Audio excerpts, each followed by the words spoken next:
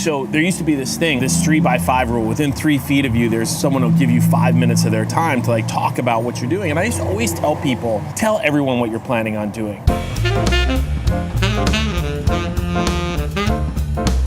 Early on in my career, that was like the impetus for my own growth and confidence, right? The more that I shared with people that were inside of my circle, what I did or what I was planning on doing, the more confidence I got, the more I was able to flesh out what I was gonna be and what I was gonna do. And I also was magically able to find people that could help be a catalyst to get me to the next place.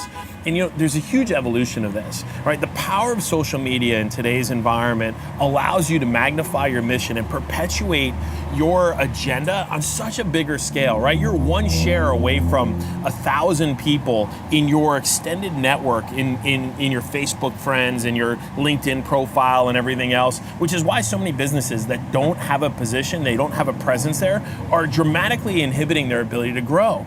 And you know, those people sharing it gets you to, you know, 1,000 times 1,000. Now we're talking about massive, you know, exposure.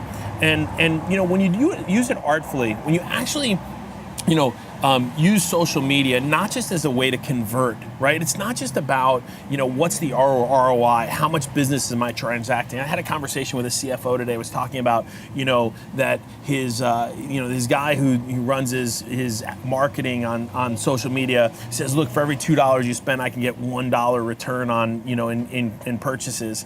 And he was saying, oh, well, you need to have a 4-to-1 ratio in order for the numbers to make up.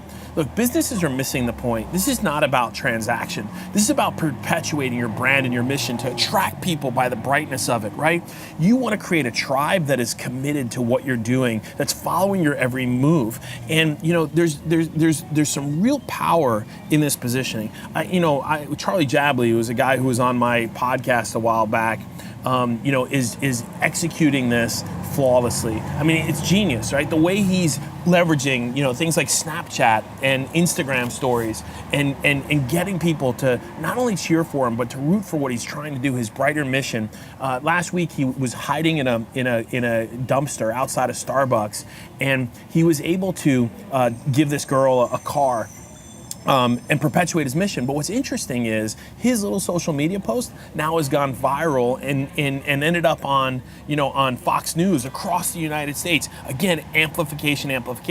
Didn't spend any money, right? Just got more people to buy into what his mission is. And he's not transacting a product, right? That guy's not converting, but he is establishing himself a tremendous following, and that following has value.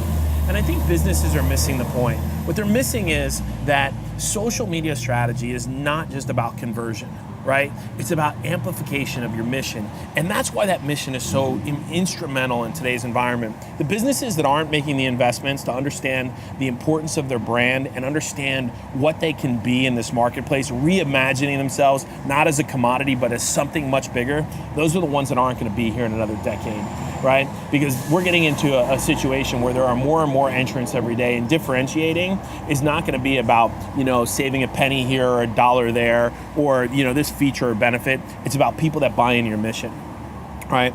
And if you're not doing that, if you're not making the investments, if you're not experimenting, you're not gonna be there probably when the time runs out. So, you know, get after it, start experimenting.